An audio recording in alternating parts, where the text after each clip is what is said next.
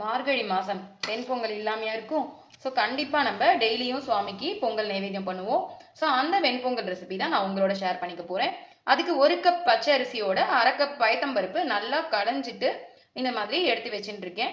இதுக்கு 5 கப்பு மொத்தமாக தண்ணி, 4 கப்பு தண்ணி, 1 கப்பு பால் இது மாதிரி சேர்த்துக்கிறேன். இதில் கொஞ்சம் மிளகு நல்லா ஒரு டேபிள் ஸ்பூன் சேர்த்துக்கோங்க. கொஞ்சம் சீரகம், அதுக்கப்புறமா ஒரு துண்டு இஞ்சியும் ஒரு பச்சை மிளகாயும் நான் சேர்த்துக்கிறேன். இதில் ஒரு கட்டி பெருங்காயம், அதுக்கப்புறம் பொங்கலுக்கு தேவையான அளவு உப்பு போட்டு 3 விசில் விட்டு எடுத்துட்டு வந்துடலாம்.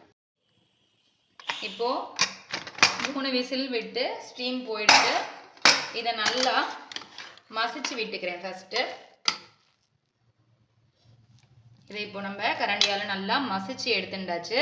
இது பாருங்க, ரொம்ப கூழ் மாதிரி இல்லாமல் கொஞ்சம் சாதம் தெரிகிற மாதிரி இருக்கும்.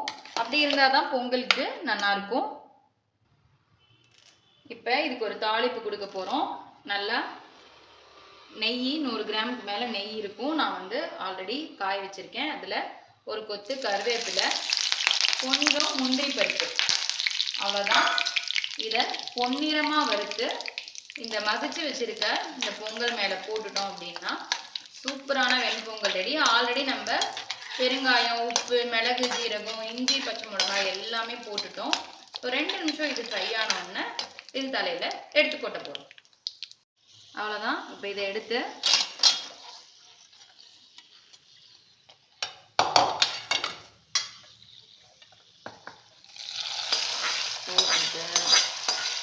ஒரு கலரி விட்டுட்டோம்னா சூப்பரான வெண்பொங்கல் ரெடி.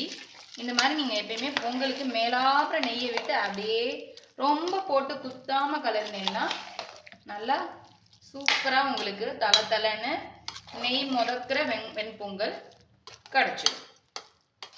இந்த மார்கழி மாதத்துக்கு நைவேத்தியத்துக்கு நான் சொன்ன மாதிரி இந்த டிப்ஸை ஃபாலோ பண்ணி வெண்பொங்கல் எல்லாருமே ட்ரை பண்ணி பாருங்க. திரும்ப ஒரு சூப்பரான ரெசிபியில் மீட் பண்ணுறேன். தேங்க்யூ. ராம் ராம்.